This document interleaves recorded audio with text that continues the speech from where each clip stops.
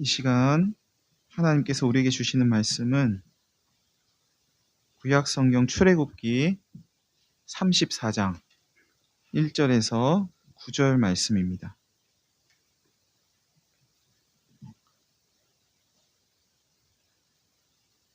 출애굽기 34장 1절에서 9절까지의 말씀입니다.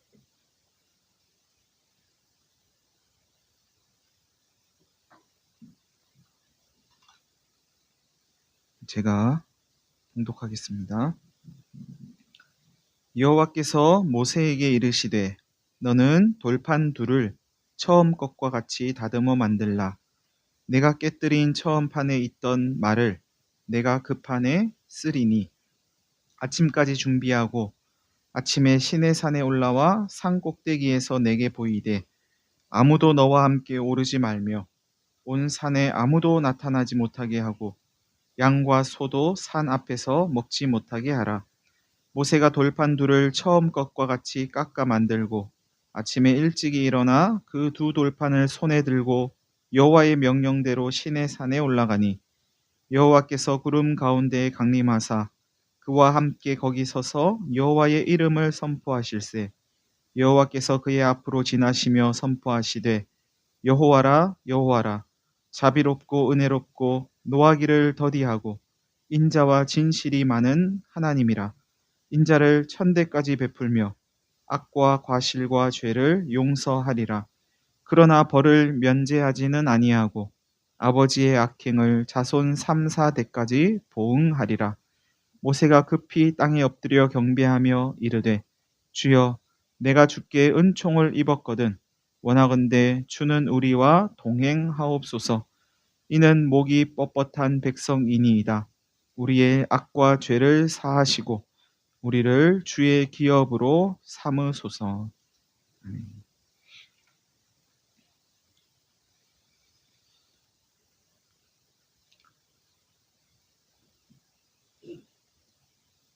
여호와께서 모세에게 너는 돌판 둘을 처음 것과 같이 다듬어서 만들어라. 그러면 네가 깨뜨린 그 처음 판에 있던 말을 내가 그 판에, 네가 새롭게 만든 판에 써주겠다. 하나님이 모세에게 이렇게 말씀하셨다 하면서 오늘 본문이 시작합니다. 모세가 그 처음 돌판을 깨뜨린 건 실수가 아니었습니다.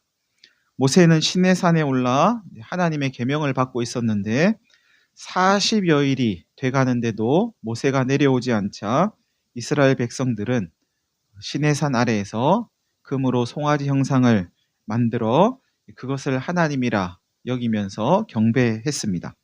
이에 하나님께서는 진노하시면서 모세에게 그 상황을 알려주셨습니다. 모세는 하나님께서 만들어 계명을 기록해 주신 돌판을 들고 산에서 내려오다가 이스라엘 백성들이 송아지 형상을, 금송아지 형상을 경배하는 걸 보고 돌판을 던져서 깨뜨렸습니다. 모세가 돌판을 던져 깨뜨린 것은 화가 나서 그런 게 아니고 하나님과 이스라엘 사이에 맺은 계약이 이제 깨어졌다는 것을 보여주는 상징적인 행동이었습니다. 이 일로 이스라엘 백성 3,000명이 죽었고 하나님은 이스라엘과 동행하지 않겠다 말씀하셨습니다. 모세의 간청에 하나님께서는 이스라엘과 함께 가지 않겠다는 뜻을 거두셨지만 모세는 이스라엘 백성들이 모여있는 그 바깥에 회막을 쳐서 하나님과 이스라엘 사이에 거리감이 생겼다는 사실을 보여줍니다. 이 일 이후부터 하나님은 이스라엘을 목이 곧은 백성이라고 부르기 시작하십니다. 여러분, 하나님과 이스라엘 사이에 계약을 깬 건 하나님이 아니고 전적으로 이스라엘입니다. 하나님과 우리 사이에 맺어진, 하나님과 사람 사이에 맺어진 어떤 계약이 깨어졌다고 하면 그건 하나님이 깨뜨리신 게 아니고 전적으로 사람이 깨뜨린 겁니다. 그런데 하나님께서는 지금 모세를 불러서 돌판 2개를 처음처럼 만들어 오면 거기에 처음에 주었던 계명을 다시 써 주겠다고 하십니다. 금송아지 사건은 이제 마무리가 된 걸까요? 하나님과 우리 사이에, 하나님과 사람 사이의 관계가 깨어졌을 때 그 관계를 다시 회복시키시는 건 하나님이십니다. 이스라엘의 최선은 금으로 송아지 만들어서 하나님이라고 하면서 섬긴 그 일에서 돌아서는 것뿐입니다. 우리의 죄악으로 하나님과 우리 사이의 관계가 깨어졌을 때 우리가 할 수 있는 최선은 하나님을 전부로 여기지 않은 그 죄에서 돌아서는 것뿐입니다. 돌아선 우리를 받아줄 건지 말 건지를 결정하는 건 하나님 몫입니다. 우리의 회개가 하나님과의 관계를 회복시키는 것으로 여기면 곤란합니다. 어리석게도 우리는 회개조차도 우리의 공로로 여기려는 습성이 있습니다. 내가 회개했으니까 하나님이 나를 받아주시는 거야. 하나님이 나를 받아주시는 건 내가 회개했기 때문이야 라고 여기는 사람들이 있다는 거죠. 그러면 회개가 필요 없냐? 그런 건 아닙니다. 우리의 불순종으로 하나님과의 관계가 깨어졌을 때 하나님과의 관계가 다시 회복되길 원한다면 우리는 진심으로 회개해야겠죠. 우리의 최선은 회개하는 걸 겁니다. 그러나 받아주는 건 하나님 몫인 거죠. 내가 잘못했다고 용서를 빌어도 받아줄지 말지는 그분이 결정하는 겁니다. 그분이 결정했다고, 받아주기로 결정했다고, 내가 잘못했다고 빌었으니까 받아준 거야 라고 말할 수는 없다는 거죠. 한편 우리가 우리를 받아줄지 말지를 결정하는 게 하나님 몫이라고 해서 내가 회개했는데, 내가 돌아섰는데 하나님이 안 받아주시면 어쩔까 하는 염려를 할 필요는 없습니다. 다행스럽게도 하나님은 우리가 돌아서기만 하면 우리를 받아주려고 항상 준비하고 계신다는 것을 성경은 여기저기서 잘 보여줍니다. 하나님은 그런 분이십니다. 문제는 하나님을 배반했던 하나님의 백성이 하나님께로 다시 돌아가기가 쉽지 않다는 데 있습니다. 돌아가기만 하면 하나님은 받아주려고 준비를 하고 계시는데 한번 하나님으로부터 돌아서면 다시 돌아가기가 어렵다는 거죠. 성경에는 하나님을 배반했다가 하나님께로 다시 돌아가지 못한 사람들의 이야기가 이곳저곳에 기록되어 있습니다. 아담의 아들 아벨을 죽인 그의 형 가인이 그랬습니다. 동생을 죽인 가인에게 하나님은 네 아우가 어디에 있냐 하면서 하나님께 돌아올 수 있는 기회를 주셨지만 가인은 내가 내 아우를 지키는 자입니까? 하면서 하나님께 돌아갈 기회를 외면했습니다. 출애굽 1세대 사람들이 그랬습니다.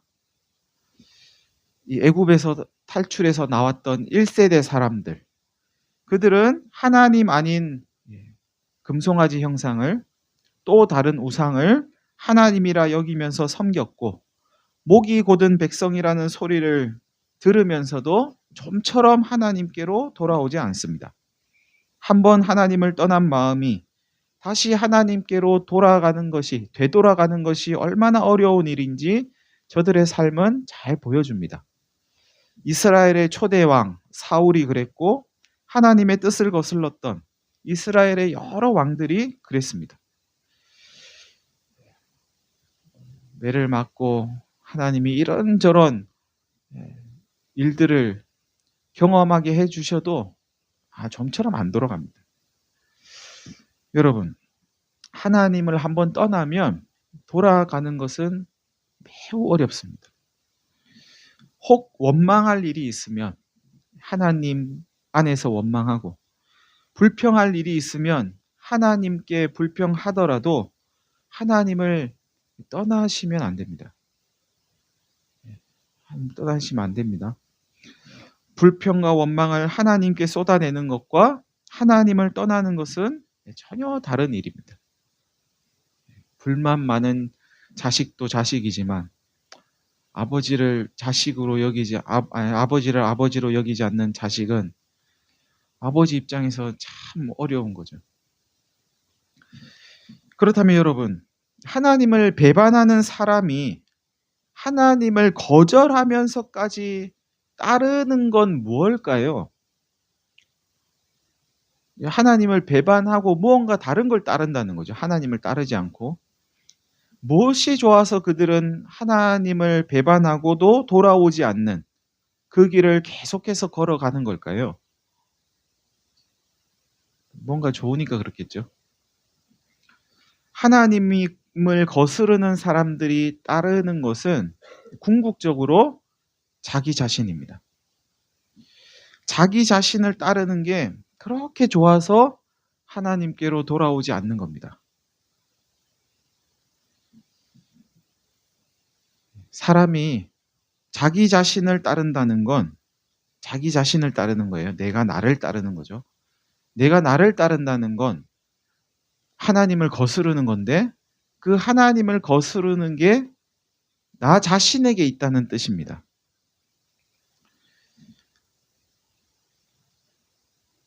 그렇기에 인생들은 하나님을 거스르는 이유를 자기 바깥에서 찾으면 안 됩니다.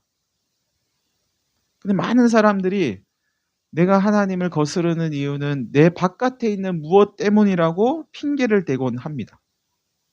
근데 사실은 내 안에 있는 겁니다. 내 뜻과 나의 바람과 내 꿈과 내 희망과 내 욕망과 내 안에 있는 어떤 것들이 하나님을 거스르고 있습니다. 하나님을 거스르는 건 나 자신이지 다른 누군가, 다른 무언가가 아닙니다. 하나님을 믿는다는 건 하나님을 거스르는 이 나를 따르려고 하는 내가 없어지는 일입니다. 다시 말씀드릴게요.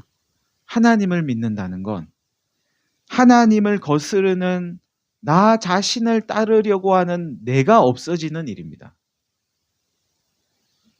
내 뜻은 하나님의 뜻으로, 나의 바람은 하나님의 바람으로, 나의 꿈은 하나님의 꿈으로, 나의 희망은 하나님의 희망으로, 나의 욕망은 하나님의 욕망으로 내 것은 없어지고 하나님의 것이 생기는 것, 내 것이 하나님 것으로 바뀌는 것, 이것이 하나님 믿을 때 일어나는 일입니다.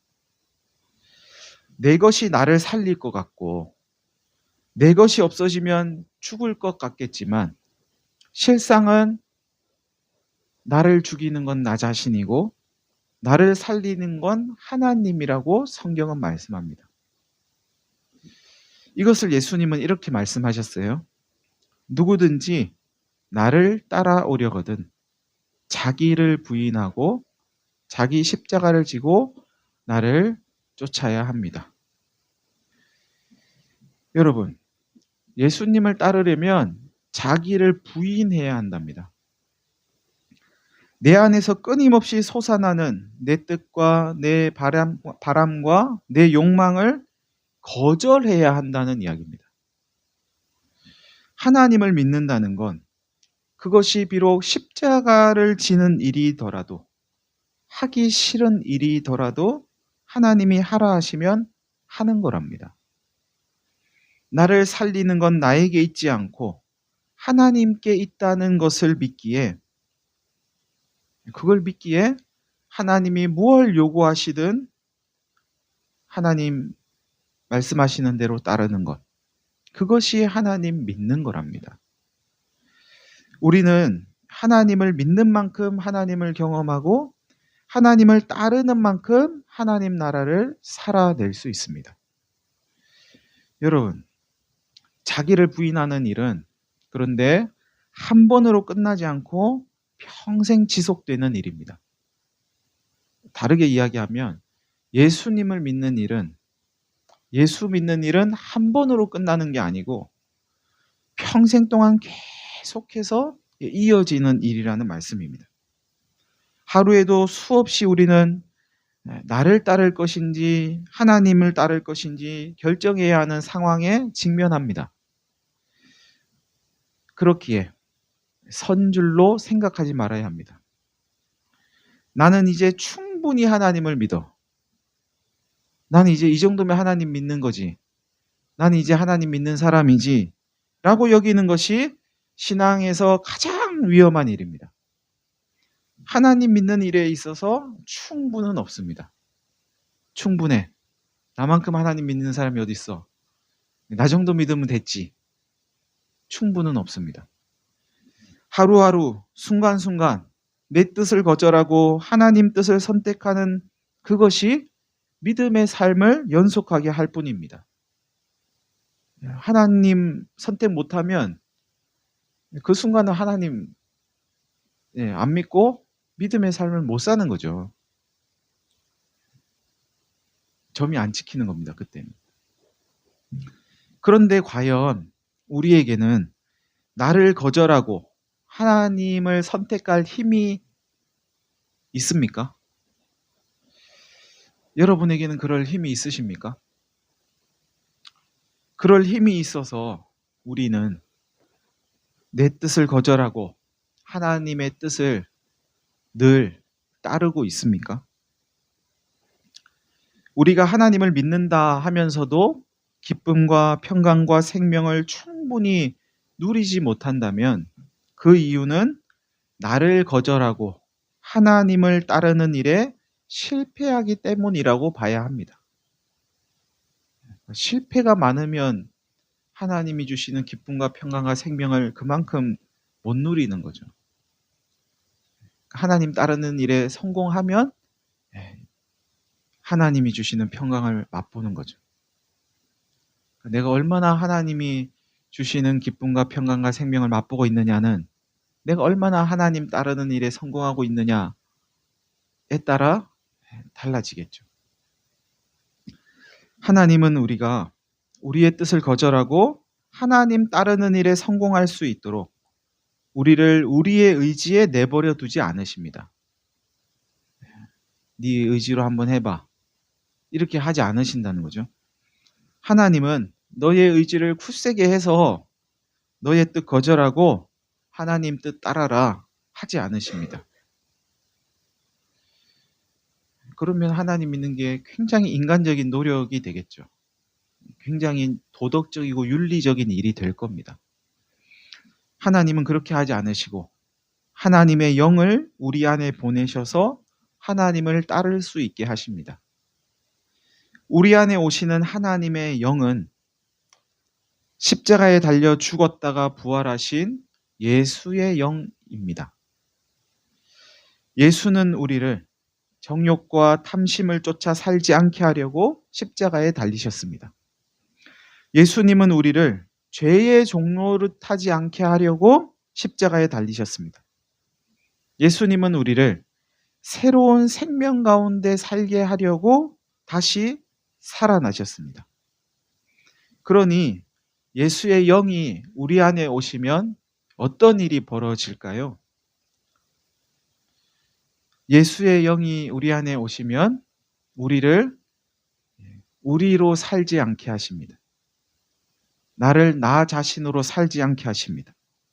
내 뜻을 추구하고 내 바람을 추구하고 내 희망을 쫓고 내 욕망을 쫓아가는 그런 삶을 살지 않게 하고 나 무엇은 다 거절하게 만들고 하나님의 뜻, 하나님의 바람, 하나님의 소망, 하나님의 꿈, 하나님의 그 무엇은 받아들이게 하십니다. 하나님의 영이 그 일을 하십니다. 자기에 얽매여 자유를 잃어버리지 않게 하고 하나님을 받아들여 자유를 누리게 하십니다. 우리는 내 마음대로 하면 자유로울 거라고 생각하지만 성경은 그 반대로 이야기합니다. 당신이 자유를 누리지 못하는 이유는 당신 마음대로 하려고 하기 때문이라고 성경은 이야기합니다. 당신 마음대로 하고 싶은데 마음대로 못하니까 자유롭지 못하다고 이야기하는 거죠. 말 되죠? 내 마음대로 하고 싶은데 그걸 할 수가 없어요. 그러니 우리는 자유롭지 못하다고 여기는 건데 성경은 그게 아니래요. 당신이 당신 마음대로 하려고 하니 자유를 누리지 못하는 거고, 하나님 안에서 있는 것이 자유로운 상태라고 이야기합니다.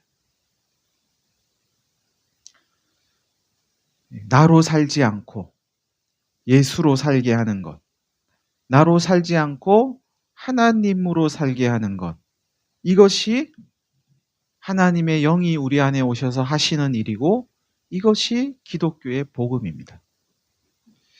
우리의 의지로 한번 해보라는 게 아니고, 우리의 의지로 그렇게 못 사니까, 우리의 의지로는 그렇게 살 수 없으니까 하나님의 영, 예수의 영을 우리 안에 보내셔서 우리의 뜻은 거절하게 하고 하나님의 뜻은 받아들이게 하니, 이것은 은혜입니다. 하나님을 이용해서 자기의 뜻을 이루려고 하는 건 그렇기에 기독교의 복음이 아닙니다. 그런 사람은 결코 자유를 누릴 수 없고 평강과 생명을 얻을 수 없다고 성경은 분명히 이야기합니다. 평강과 생명은 우리가 누려야 되는, 참으로 누려야 되는 참 평강과 생명은 하나님께만 있다고 성경은 말씀합니다. 그런데 예수의 영이 우리의 마음과 생각에 하나님의 뜻을 이렇게 넣어주시면 우리의 마음과 생각에서는 싸움이 벌어집니다. 하나님의 그 뜻대로 내가 살 것인가, 그걸 내가 받아들일 것인가 말 것인가. 내 뜻과 하나님의 뜻은 언제나 충돌하기 때문이죠. 하나님이 이런 마음과 생각을 넣어주셨는데 하나님의 영을 통해서 내가 그걸 받아들이고 그렇게 살 건가? 아니면 그냥 내가 원하는 거, 내가 하고 싶은 거, 내 뜻과 바람과 소망대로 살아갈 건가? 이게 항상 충돌을 일으키고 싸움을 한다는 거죠. 그때 내 뜻을 거절하고 하나님의 뜻을 받아들이는 방법이 있는데요. 그 방법은 바로 죽음입니다. 나는 죽었다는 사실을 받아들이는 겁니다. 내 뜻은 예수님의 십자가에서 예수님과 함께 죽었다는 사실을 인정하는 겁니다. 나의 정욕과 탐심은 예수의 십자가에서 죽었지. 죽었는데 내가 어떻게 다시 내 그 탐심을 쫓아서 내 뜻을 쫓아서 살아가겠나 하면서 내 정욕과 탐심이 죽었다는 사실을 받아들이는 겁니다. 막 화가 나고 성질이 날 때 나는 죽었는데 죽은 사람이 성질을 부리네.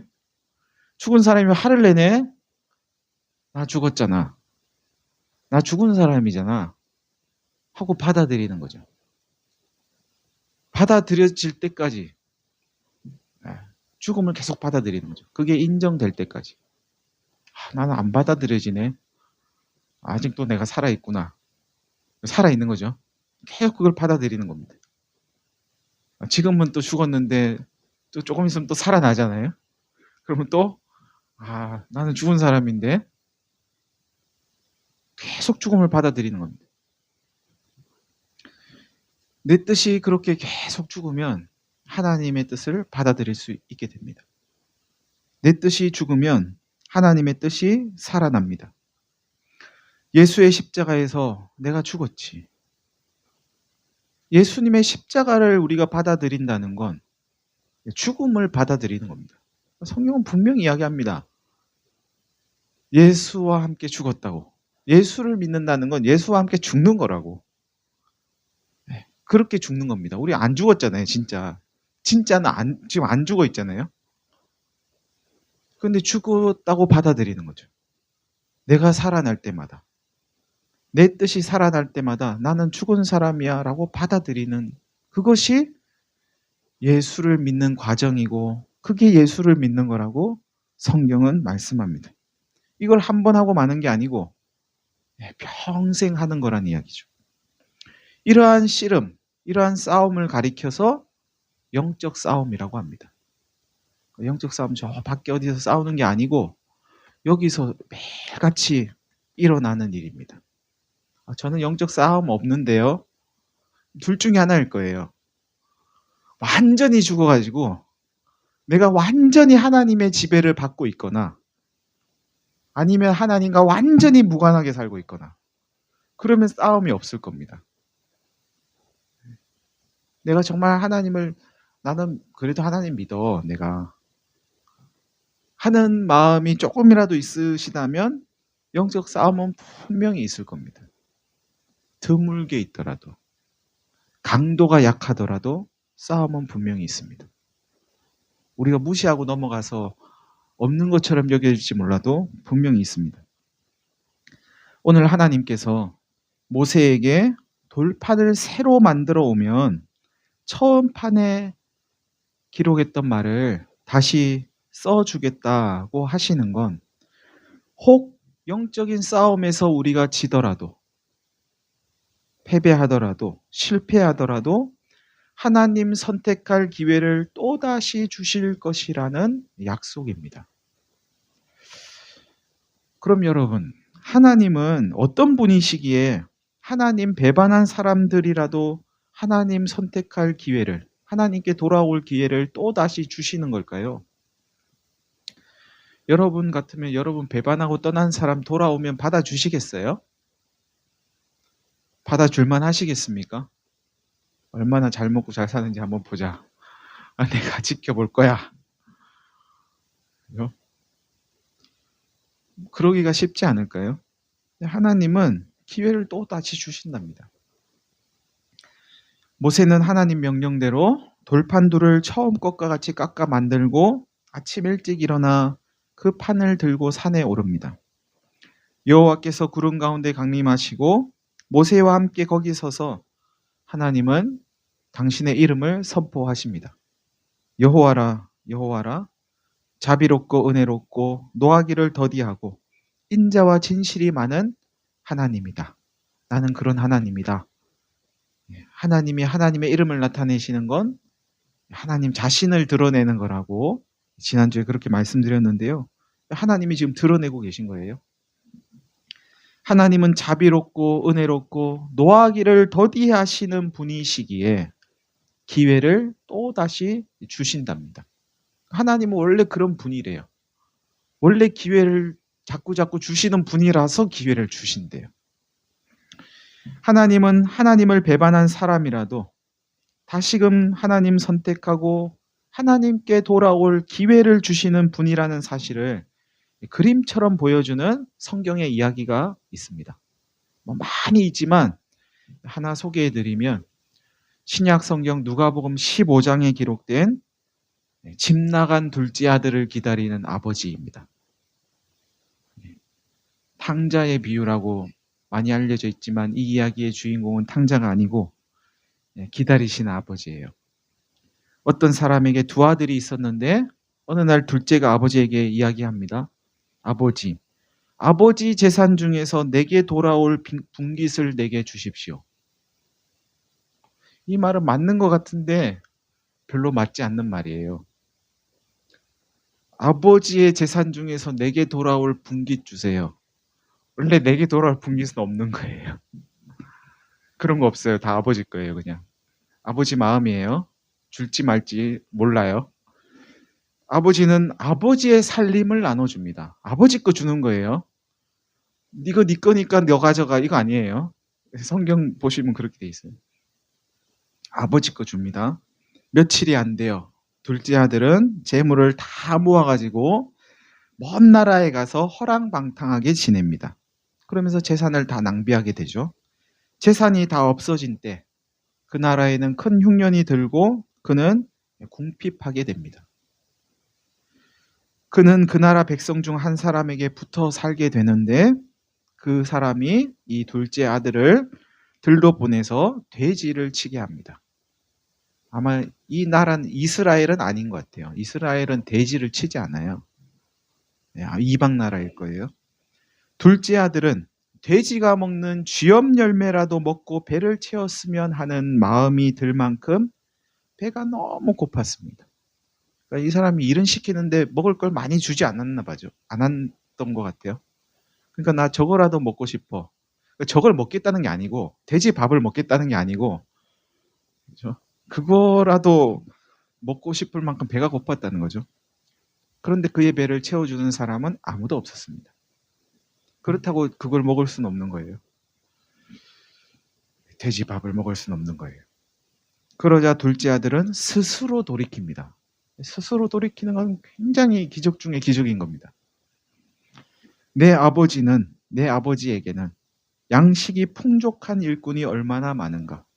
우리 아버지는 일꾼에게 밥은 배부르게 먹여주는데 뭐 이런 생각을 한 거죠. 나는 여기서 줄여 죽는구나. 배고파 죽을 것 같은 거예요, 진짜. 내가 일어나 아버지께 가서 아버지, 내가 하늘과 아버지께 죄를 지었습니다. 무슨 죄를 지었을까요, 이 사람은? 허랑방탕하게 돈을 다 탕진한 게 죄일까? 이방 나라를 간 게 죄일까? 아버지를 떠난 게 죄일까? 아버지에게 달라고 한 게 죄일까? 다 죄일까? 뭐가 죄일까? 한번 또 생각해 보세요. 아무튼 잘못했대요, 자기가. 뭘 잘못했다고 느꼈는지는 모르겠는데 잘못했습니다. 죄를 지었습니다. 지금부터는 아버지의 아들이라고 일컬음을 감당하지 못하겠습니다. 그저 저를 품꾼 중 하나로 여겨주십시오. 라고 아버지에게 이야기를 해야 되겠다 하면서 이 둘째 아들이 일어나 아버지께로 돌아갑니다. 둘째 아들이 아버지께로 돌아오기까지의 세월은 얼마나 흘렀을까요? 탕진하는 거, 그죠? 한 달이나 갔을까요? 그래도 한 1년은 갔을까요? 돌아오기까지는 또 얼마나 고민하고 얼마나 걸렸을까? 아버지는 저 멀리서 걸어오는 둘째 아들을 봤답니다. 아버지는 늘 아마 내 아들이 언제 오나 하고 저기를 보고 있었던 것 같아요. 그러니까 봤겠죠. 오늘따라 봤는데 딱 마주쳤다고 보기는 어려울 것 같아요. 매일같이 보지 않았을까. 하루 일과가 아버지 하루 일과는 저기를 보는 거. 내 아들 언제 오나 저기를 보는 그게 아니었을까. 근데 마침 그날 온 거예요. 둘째 아들이요. 근데 그 멀리서 봤는데도 얘가 너무 측은하게 여겨질 만큼 몰골이 말이 아니었던 것 같아요. 아버지는 달려가서 목을 안고 입을 맞춥니다. 종들을 시켜서 제일 좋은 옷을 내어다가 입히라 하고 손에는 가락지를 끼우고 너 내 아들이다는 아마 증표가 아니었을까 싶은데요. 가락지를 끼우고 발에 신을 신기고 지금 신도 안 신고 있었던 건지 다 떨어진 신을 신고 있었던 건지 아무튼 신도 신기고 살찐 송아지를 잡아서 잔치를 베풉니다.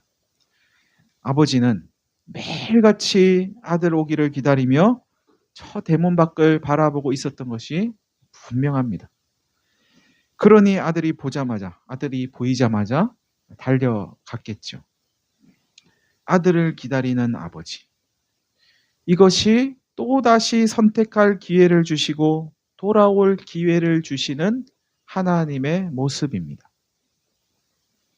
여러분, 하나님은 하나님을 배반했더라도 다시금 하나님 선택할 기회를 주시는 자비로운 분입니다. 하나님을 떠났더라도 다시금 하나님께로 돌아올 기회를 주시는 사랑이 많은 분이십니다. 하나님과 맺은 계약을 파기했더라도 재계약을 맺을 수 있는 기회를 주시는 분이 우리가 믿는 하나님이십니다. 우리가 하나님을 떠났더라도 돌아올 기회를 주시는 이유는 하나님이 속이 없어서 그런 게 아니고 하나님이 우리 아버지시라서 그렇습니다. 아버지라서 자녀를 기다리는 겁니다. 자존심이 없어서 그런 게 아니고 하나님이 우리 아버지시라서 아들 앞에 아버지가 자존심 내어서 어디에 쓰겠어요? 자존심이 없는 게 아니고 아버지시라서. 사랑하는 성도 여러분, 하나님은 자비롭고 은혜롭고 노하기를 더디하시고 인자와 진실이 많은 우리의 아버지이시기에 우리가 영적 싸움에서 졌더라도 또 다시 기회를 주십니다. 그 영적 싸움을 포기하지 마시고 예수 안에서 나는 죽었지. 나는 죽은 사람이지. 예수님과 함께 나는 십자가에 못 박힌 사람이지. 그리고 예수님과 함께 다시 새로운 생명으로 살아난 사람이잖아 하는 사실을 받아들이시는 가운데 날마다 순간마다 하나님께 더 가까이 가는 저와 여러분이 되시기를 간절히 바랍니다. 다 같이 한 1분 정도